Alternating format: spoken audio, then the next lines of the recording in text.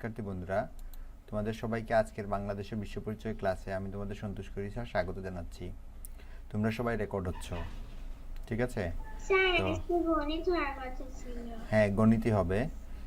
Record হচ্ছ তো তোমরা নিজেদেরকে মিউট করে রেখে দিবা। স্যার আজকে তো বাংলাদেশের বিশ্ব পরিচয়।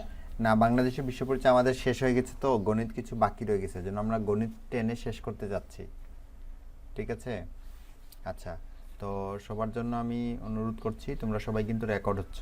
একটু পরে যে ক্লাসটা করবা এটা আমরা তোমাদের ইউটিউবে দিয়ে দিব, তোমরা সেখান থেকে আবার ক্লাসটা করতে পারবে। এর জন্য তোমাদের একটাই কাজ থাকবে, মনোযোগ সহকারে ক্লাসটা করা, আর কোনো কাজ নেই, ঠিক আছে?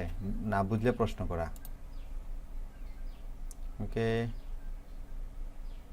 আচ্ছা, তাহলে আমরা ক্লাসটা শুরু করতে যাচ্ছি। মনোযোগ সহকারে শুনবে।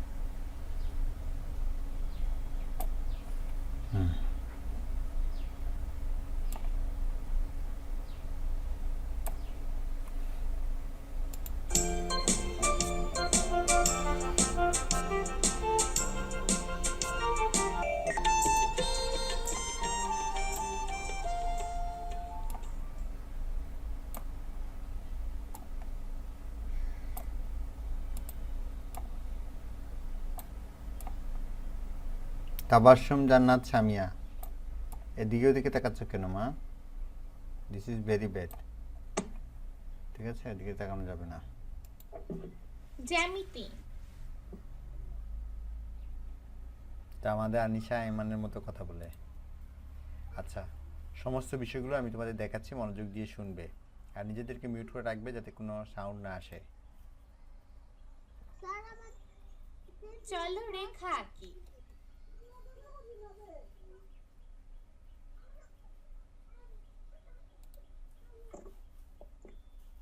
স্যার আমাদের দুই ক্লাস করবে। চলো রেখা আঁকি। দেখো এখানে একটা রেখা আঁকার কথা বলতেছে, কিভাবে রেখা আঁকা যায় একটু লক্ষ্য করো। আমরা কিভাবে সরল রেখা আঁকতে পারি? আমরা নিচের মতো ছোট দুইটি ফোঁটা আঁকি। এই যেভাবে ফুটা এঁকে তুমি সরল রেখা আঁকতে পারবা। দেখো, শিখে ফেলো আজকে কিভাবে সরল রেখা আঁকতে হয়। তোমরা এটা বাড়িতে পরবর্তীতে ভিডিও দেখে দেখে চেষ্টা করবা।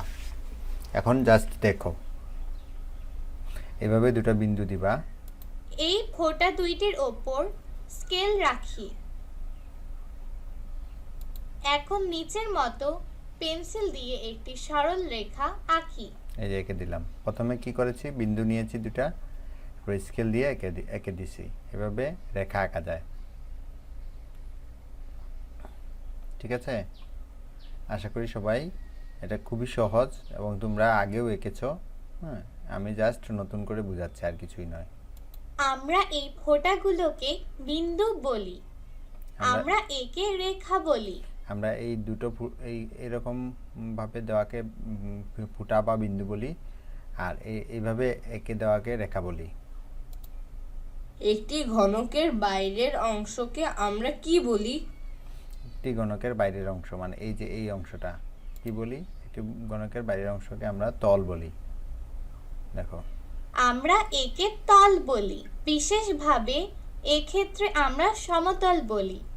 একটি ঘনকে সব পাশ সমতল, ঠিক আছে? এটাকে সমতল বলি। একটা তোমার বাসায় দেখবা মেচের বাক্স আছে, দেখবা মেচের বাক্সর নিচের অংশটাকে আমরা তল বলি বা সমতল বলি। কেমন? একটি বলের ক্ষেত্রে কি? আমরা একে বক্রতল বলি।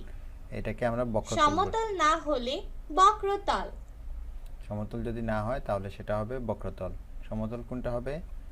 যেটা দেখিয়েছি তোমাদের একটু আগে। হ্যাঁ, বক্রতল হচ্ছে এইভাবে বাঁকা থাকবে। একটি কাগজের পার্শ্ব হচ্ছে একটি রেখা। যে স্থানে দুইটি পার্শ্ব মিলিত হয়েছে তা একটি বিন্দু। এই যে একটি কাগজের পার্শ্ব হচ্ছে একটি রেখা, এই যে এটা হচ্ছে একটা রেখা। এখানে 4টা রেখা আছে, এখান থেকে এখানে একটা রেখা, এখান থেকে এখানে একটা রেখা, এখান থেকে এখানে একটা রেখা, এখান থেকে এখানে একটা রেখা, আর যেখানে মিলিত হচ্ছে এটা হচ্ছে একটা বিন্দু। হ্যাঁ, পার্শ্ব বিন্দু। ঠিক আছে। তোমার বন্ধুর সঙ্গে আলোচনা করে তোমার চারিদিকে জিনিস থেকে বিন্দু, রেখা, সমতল ও বক্রতল খুঁজে বের করো। যেমন বই, টেবিল, বল ইত্যাদি। তোমার বন্ধুর সঙ্গে আলোচনা করে তোমার চারিদিকে জিনিস থেকে বিন্দু, রেখা, সমতল ও বক্রতল খুঁজে বের করো। এটা তোমরা বাসায় করবা বসে বসে। ঠিক আছে, আপাতত দেখে যাও কি কি করতে হবে, ভিডিও দেখে দেখে করবা। দাগ টেনে মিল করি। আমরা দাগ টেনে যদি মিল করতে চাই তাহলে এটা হচ্ছে রেখা। রেখা কোনটা? এই যে এটা রেখা। সঠিক হয়েছে। সমতল, হ্যাঁ সমতল হবে এই যে এটা সমতল। সঠিক হয়েছে। বিন্দু কোনটা? বিন্দু এটা। সঠিক হয়েছে। এই যে এটা হচ্ছে বক্রতল। সঠিক হয়েছে। সঠিক হয়ে গেছে আমাদের। দেখো এটা একটা হচ্ছে ঘর, ঘরের ছবি। কোণ। এখানে অনেকগুলো কোণ আছে, অ্যাভেলেবেল কোণ, কোণের অভাব নাই। তুমি যে ঘরে এই মুহূর্তে আছো ওই ঘরেও 4টা কোণ আছে। দেখো কত ধরনের কোণ আছে এই ঘরের মধ্যে। দেখো এখানে এইভাবে আছে, এখানে এইভাবে আছে, এখানে এইভাবে আছে, কোণগুলো লক্ষ্য করো। ঠিক আছে, এখানেও কোণ আছে, যে কোণ সৃষ্টি হয়েছে দেখো, বুঝছো? এখানে কোণ আছে, দেখো কোণ কিভাবে আঁকে, এই কোণ এঁকে দিচ্ছে, দেখছো? এভাবে কোণ আঁকা যায়।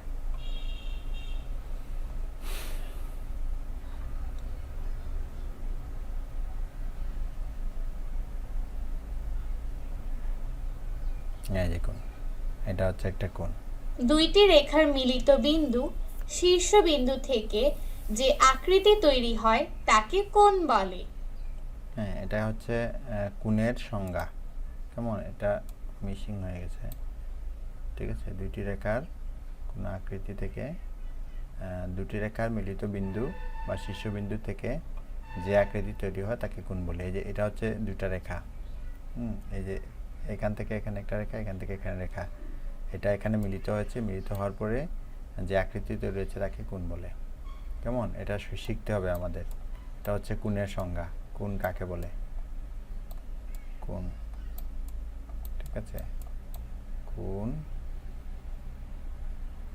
কোণ এর সংজ্ঞা। কেমন? আর কোণ কাকে বলে? যদি তোমাকে কখনো কেউ জিজ্ঞেস করে যে স্যার কোণ কাকে বলে, তাহলে তোমরা এটা বলতে পারবা যে দুটি রেখা কোনো এক বিন্দুতে মিলিত হলে যে আকৃতি তৈরি হয় তাকে কোণ বলে। ঠিক আছে, আচ্ছা আমরা একটু আগাই। এগুলো সব কোণ।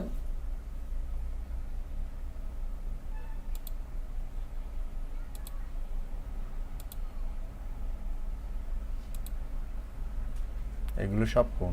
এখানে একটা কোণ, এখানে একটা কোণ, এখানে একটা কোণ। রুবা তুমি চুপচাপ ক্লাস করো, তুমি হাত উঠাচ্ছ কেন? চুপচাপ ক্লাস করো মা। কোণগুলো খুঁজে বের করো ও দাগ দাও। এখানে কোণগুলো খুঁজে বের করবো এবং দাগ দিব। আমরা যদি এমনটা হয় তাহলে তোমরা একটু চিন্তা করো, এই যে একটা কোণ, এই যে একটা কোণ, এই যে একটা কোণ, এই যে একটা কোণ, এখানেও 4টা কোণ আছে, দেখো কোণ। হ্যাঁ, এগুলো তোমরা পরবর্তীতে বাসায় করবা। এখন দেখো, জাস্ট দেখো স্যার কি করাচ্ছেন।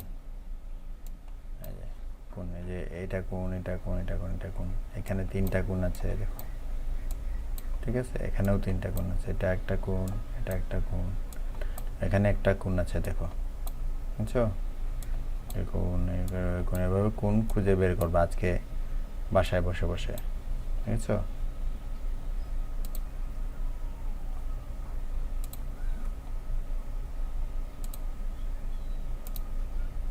কোণের প্রকার নিয়ে চিন্তা করি। কোণ কত প্রকার হতে পারে তা চিন্তা করি। আমরা তো অনেকগুলা কোণ দেখলাম ঘরের মধ্যে, অনেক প্রকারের কোণ হতে পারে, সেগুলো আমরা কাগজের একটি তা মাঝ বরাবর ভাঁজ করি। আমরা কাগজের একটি তা মানে এক পৃষ্ঠা মাঝ বরাবর ভাঁজ করি, পুনরায় ভাঁজ করা কাগজটি আড়াআড়ি ভাঁজ করি। আবার ভাঁজ করি। এবার ভাঁজ করবা, হ্যাঁ, পরে, এখন না, এখন চুপচাপ দেখো। এই দেখো কোণ হয়ে গেছে কতটা। আমরা মাঝ বরাবর রেখা আঁকি।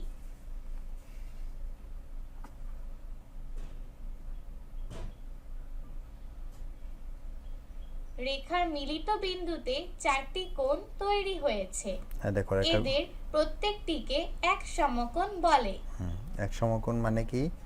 এক সমকোণ মানে হচ্ছে এইভাবে থাকবে, যে কোনো পরিমাপ 90 ডিগ্রি তাকে এক সমকোণ বলে। এটা হচ্ছে সমকোণ, এটাও সমকোণ, এটা সমকোণ, এটা সমকোণ। কেমন? দেখো এখন তুমি কিভাবে আঁকবা। এই যে একটা সমকোণ এঁকে ফেললা। সমকোণের জন্য আমরা এই চিহ্ন ব্যবহার করব। সমকোণের জন্য এই কোণ এইভাবে দিব। এটা যখনই দিবা তুমি, তখনই আমরা বুঝবো যে এটা সমকোণ। সমকোণ, এটাও সমকোণ, হ্যাঁ।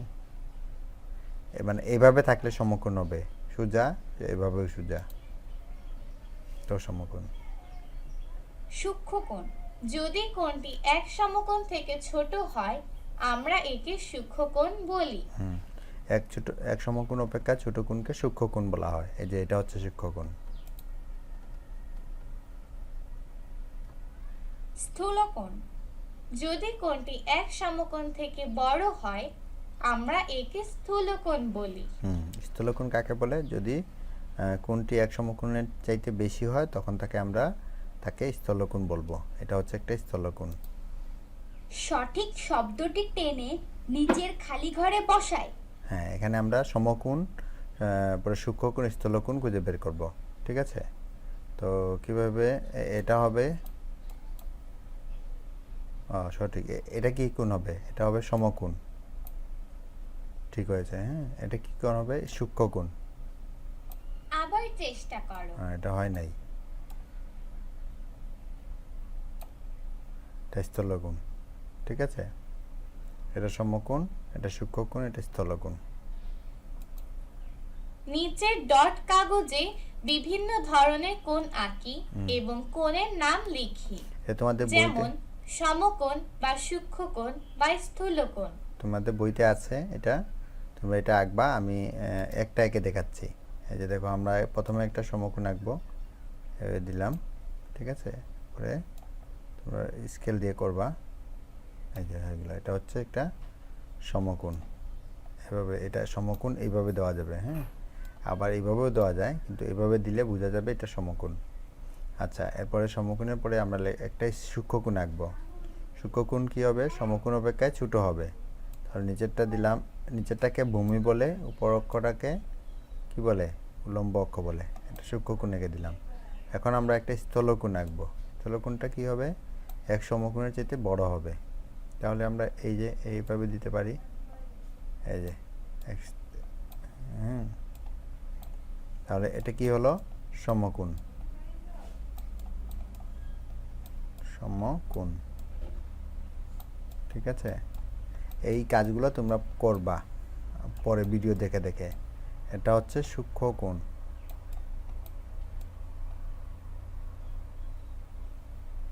সূক্ষ্মকোণ।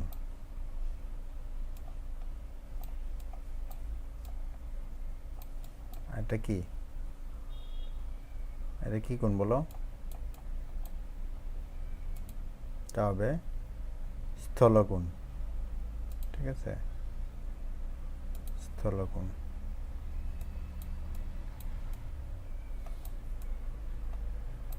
স্থূলকোণ কেমন? এভাবে আমরা আঁকতে পারি। দেখো, আমরা পুনরায় খেলি বলেছে, দেখো, মানে আবার করতে বলছে, করতে পারি আমরা। আমরা এই আকৃতিগুলোর পার্থক্য কিভাবে শনাক্ত করতে পারি? এইগুলো কিভাবে আমরা বুঝবো কোনটা কি? দেখো কিভাবে। আমরা দ্বিতীয় শ্রেণীতে চতুর্ভুজ সম্পর্কে শিখেছি। একটি আকৃতি যা 4টি সরল রেখা দ্বারা আবদ্ধ তাকে চতুর্ভুজ বলে। চতুর্ভুজ বলে। নিচে দুইটি চতুর্ভুজের মধ্যে পার্থক্য কি?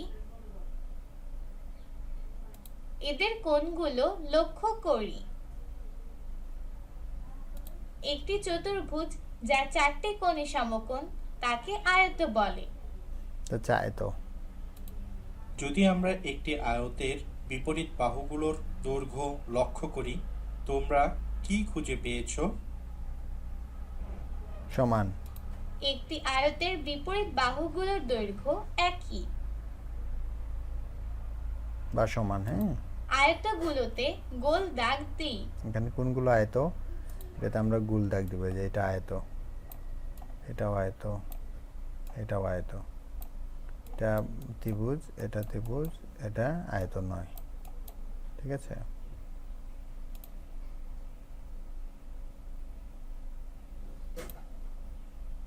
এদের মধ্যে কোনো পার্থক্য আছে কি? অবশ্য আছে, এটা আয়ত, এটা হচ্ছে বর্গ। আমার মনে হয় বাম পাশেরটির চারটি বাহুর দৈর্ঘ্য একই। একটি চতুর্ভুজ যার চার কোণ সমকোণ এবং চার বাহুর দৈর্ঘ্য একই তাকে বর্গ বলা হয়। এভাবে মানে চারটা কোণ সমকোণ এবং চারটা বাহু যদি সমান হয় তখন আমরা তাকে বর্গ বলি। যে চিত্রটি চতুর্ভুজ তার বাম পাশে টিক চিহ্ন দেই। এটাতে টিক চিহ্ন যদি দেবে তোমরা। এগুলো আয়ত বা বর্গ হয় তবে চিত্রের ডান পাশে নাম লিখি। আচ্ছা, তাহলে এটাও চতুর্ভুজ, শুদ্ধ চিহ্ন দিলাম, এটা চতুর্ভুজ নয়, এটা দিলাম, এটাও চতুর্ভুজ দিলাম, এটাও চতুর্ভুজ, এটাও চতুর্ভুজ, এটাও চতুর্ভুজ। বলছে কি যে নাম লিখবো আমরা, এটা এটা কি বলছে, যদি বর্গ হয় আর আয়ত হয় তাহলে নাম লিখবো না, তোমার লিখবো না। এটা হচ্ছে বর্গ। কেন বর্গ? কারণ চারটা বাহুই সমান আর কোণগুলো সমকোণ। এটা কি? এটা হচ্ছে আয়ত।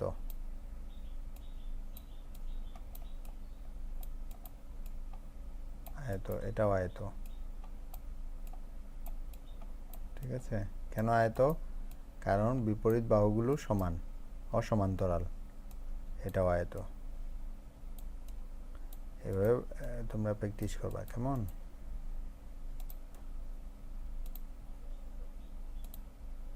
নিচে ডট কাগজে বিভিন্ন আকৃতির আয়ত ও বর্গ আঁকি এবং আয়ত বা বর্গের নাম লিখি। এখানে লিখবা বিভিন্ন বর্গ, তোমার ইচ্ছা মতো আঁকবা। এখানে ওই যে একটু আগে আমি যেভাবে এঁকেছিলাম ওইভাবে আঁকবা।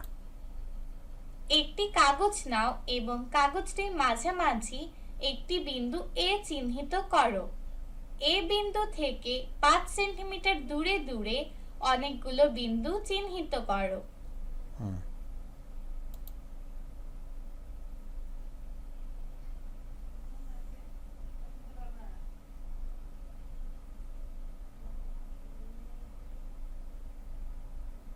তাহলে এটা একটা বৃত্ত হয়ে যাবে। এরকম গোল আকৃতিকে বৃত্ত বলে। ঠিক আছে, যে বিন্দুকে কেন্দ্র করে বৃত্ত আঁকা হয় তাকে কেন্দ্র বলে।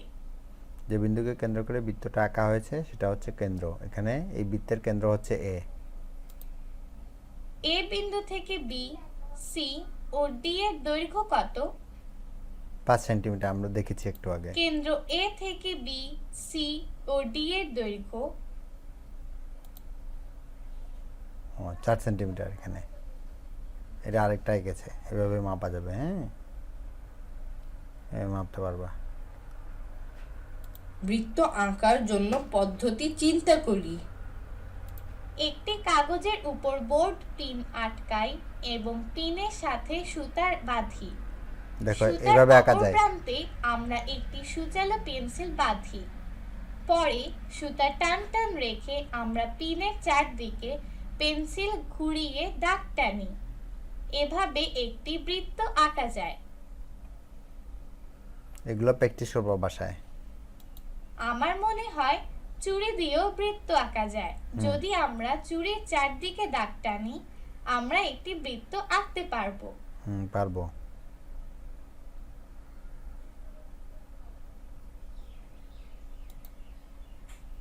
এই দেখো চুড়ি নিয়ে আসছে।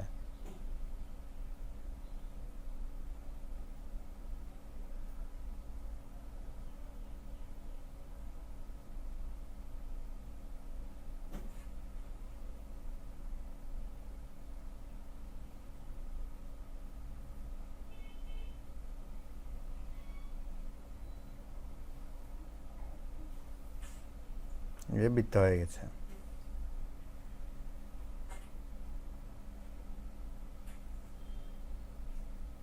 নিজে করি।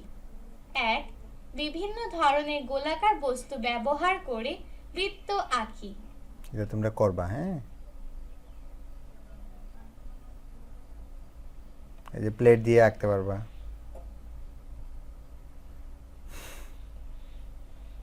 গ্লাস দিয়েও আঁকা যায়।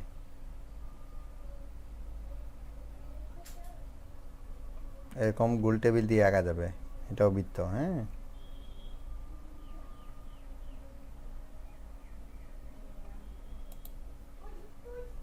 সুতা পেন্সিল ব্যবহার করে বৃত্ত আঁকি, এটা করবা। তুমি একটি বৃত্ত আঁকার পর বৃত্তটি কাটো এবং কিভাবে বৃত্তটির কেন্দ্র বের করা যায় তা চিন্তা করো। তুমি বৃত্তটি ভাঁজ করে অর্ধেক করো এবং 4 একটি বৃত্ত অঙ্কন করো। বৃত্তটি ভাঁজ করো, এখন ভাবো কিভাবে বৃত্তটি কেন্দ্র বের করা যায়, এগুলো নিয়ে চিন্তা করবা। তো এই ছিল মোটামুটি আমার পক্ষ থেকে আলোচনা। আশা করি তোমরা সবাই বিষয়টা খুব মনোযোগ দিয়ে শুনেছো। তোমাদের